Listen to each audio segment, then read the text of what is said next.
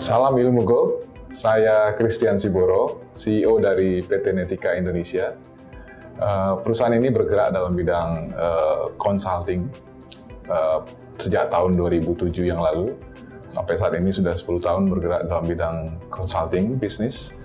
Awalnya kita consulting untuk bidang HR, organization, management, strategic.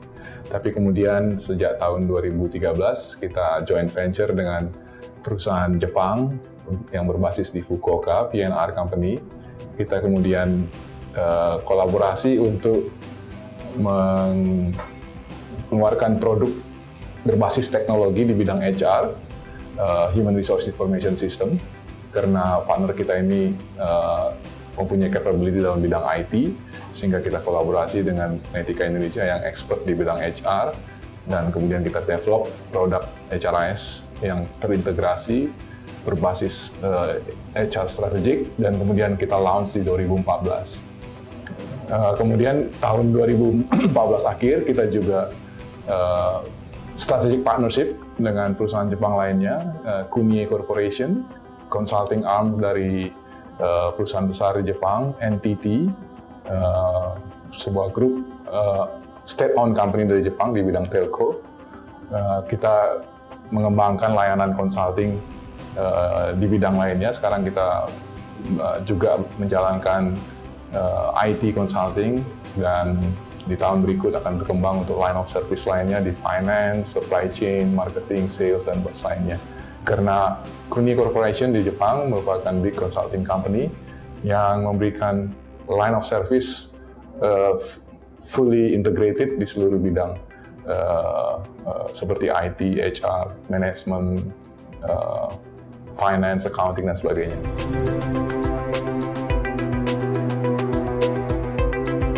Karir saya bermula dari awal. Saya lulus dari ITB tahun 93 di bidang geophysics.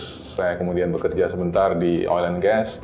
Tapi kemudian setelah itu tahun 94 saya melanjutkan kuliah di tingkat S2 bidang International Management dari PPM, School of Management. Kemudian setamat dari situ saya berkecimpung di dunia akademik menjadi konsultan, dosen, trainer, researcher di lembaga manajemen di PPM. Kemudian setelah 5 tahun di sana, tahun 2000 saya keluar dari dunia akademisi, mencoba memahami dunia praktisi, bekerja di bidang HR di beberapa perusahaan dari level manager sampai senior manager di beberapa perusahaan. Kemudian tahun 2004 ya, tepatnya saya kembali lagi ke dunia consulting, masuk di perusahaan consulting dari Amerika sampai tahun 2007.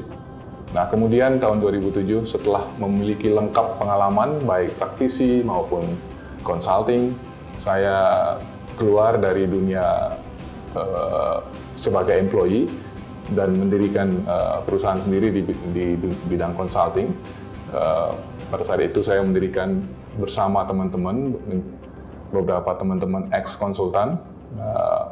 Kemudian tahun 2009 saya switch mendirikan sendiri consulting company Cybernetica Indonesia, dan kemudian menjadi CEO di perusahaan tersebut. Dan kemudian tahun 2013 joint venture dengan perusahaan Jepang menjadi PT Netika Indonesia, juga menjadi CEO di perusahaan tersebut.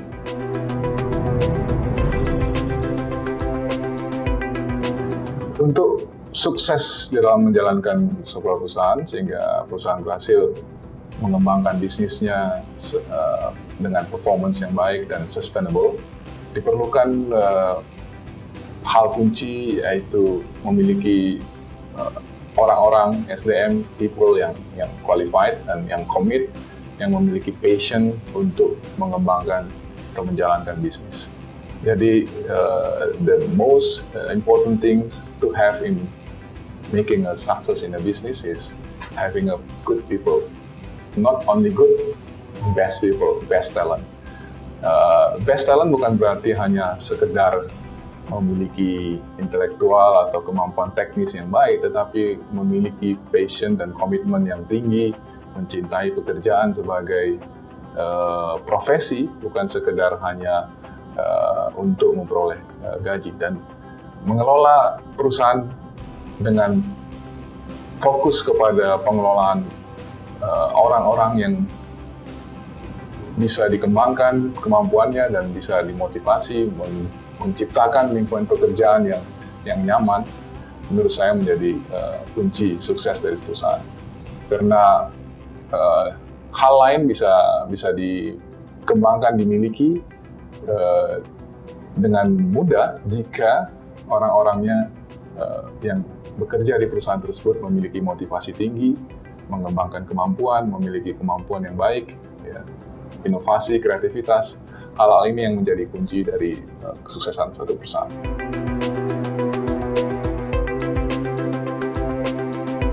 Dalam perusahaan yang saya kelola, saya ingin mendapatkan orang-orang yang memiliki motivasi tinggi dalam bekerja. Dalam artian, yang paling penting adalah komitmen, kemauan, dan passion-nya. Walaupun dia mungkin secara teknis masih belum memiliki kemampuan pada level yang tinggi, tetapi jika orang tersebut memiliki kemauan belajar yang tinggi, kemampuan untuk berkembang, maka itu akan menjadi good employee atau best employee di mata saya. Karena dia bisa mendapatkan tambahan kemampuan jika memiliki kemauan yang tinggi untuk belajar, untuk menguasai suatu hal yang baru.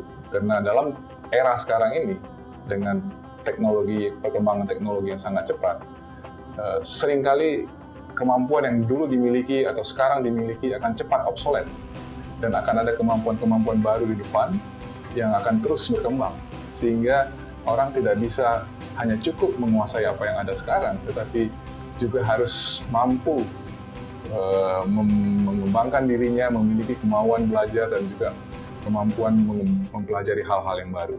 Nah, itu yang menjadi kunci dari seorang karyawan atau pekerja yang baik. Untuk hal itu saya dalam tim biasanya berupaya untuk membuat working environment yang baik. Ya. Saya termasuk orang yang percaya bahwa jikalau karyawan diberikan kebebasan yang cukup, diberikan ruang untuk berekspresi, berkreasi, bahkan nyaman untuk membuat kesalahan, maka orang itu akan bertumbuh dengan baik. Oleh karena itu, dalam saya menjalankan usaha saya sejak hari pertama mengelola bisnis saya mengatakan kepada karyawan atau tim saya bahwa we don't have office hours. You can work from anywhere, anytime. Saya tidak masalah mau bekerja di ruangan kantor, di rumah, di kafe, di tempat lain yang Anda suka, as long as you are feeling comfort, maka silahkan bekerja di mana saja. The most important thing adalah kita deliver yang kita promise ke customer kita. Jadi saya katakan kepada tim bahwa saya baru akan concern atau akan menegur atau mungkin komplain ya, kalau customer kita komplain. Karena at the end of the day yang memberikan revenue kepada kita adalah customer.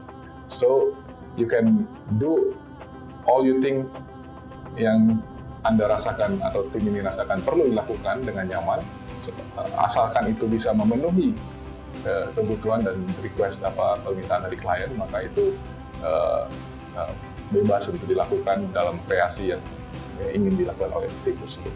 Jadi saya menciptakan working environment di mana tim itu bisa diberdayakan, merasa nyaman untuk berkreasi, bisa menentukan sendiri dan bertanggung jawab terhadap apa yang dilakukan, sehingga ini menumbuhkan passion, motivasi bahwa dia merupakan boss of his own work, ya. Dan kemudian ini bisa menciptakan kreativitas, inovasi untuk mencoba hal-hal yang baru. Itu yang saya inginkan dari tim dan yang penting bagi seseorang untuk bertumbuh dan berkembang.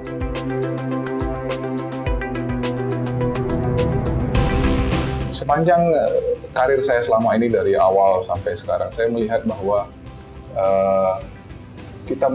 saya melalui many things, different paths along the journey yang kadang-kadang dulu saya tidak mengerti kenapa itu harus dialami. Tetapi along the way kemudian saya bisa reflect dan kemudian bisa belajar bahwa ternyata setiap perjalanan atau setiap pengalaman yang saya mendapatkan dalam perjalanan tersebut memberikan makna tertentu yang kemudian saya bisa pick up dan kemudian bisa gunakan itu untuk menghadapi atau melakukan hal-hal di kemudian hari. Itu yang saya rasakan manfaatnya. Misalnya orang sering bertanya, kenapa lulusan dari ITB teknik tetapi tidak bekerja di bidangnya? Kenapa kemudian pindah switch ke bidang lain? Yes, itu mungkin suatu hal yang kemudian dirasakan tidak konsisten, tetapi kemudian dari angle yang lain saya melihat, mempelajari bahwa ternyata apa yang saya dapatkan dari pendidikan sebelumnya di bidang teknik memberikan saya bekal kemampuan analitis, kemampuan sistem, kemampuan logical thinking, conceptual thinking yang bermanfaat bagi saya dalam pekerjaan ataupun pengembangan bisnis yang saya lakukan. Jadi lesson learn yang saya dapatkan adalah bahwa no matters what you have gone through, ya, apa yang Anda alami sebelumnya jangan dirasakan itu sebagai suatu hal yang mungkin tidak bermakna, tetapi yang penting adalah bagaimana kita melihatnya dari perspektif yang bermanfaat. Apa yang bisa kita pick up dari pengalaman-pengalaman kita sebelumnya yang bisa menjadi amunisi kita, ya, amunisi untuk kita gunakan menghadapi atau mengembangkan diri kita ke depan. Tidak ada sesuatu yang terjadi, yang berjalan sebelumnya yang tidak bermakna. Hanya masalah perspektif, hanya masalah sudut pandang, angle mana yang kita bisa gunakan, kita lihat, ya, kita manfaatkan kekayaan pengalaman kita dalam kehidupan kita sebelumnya, sehingga kita bisa mengelaborate itu, menggunakan itu, mengoptimalkan itu untuk kebutuhan karir kita ke depan.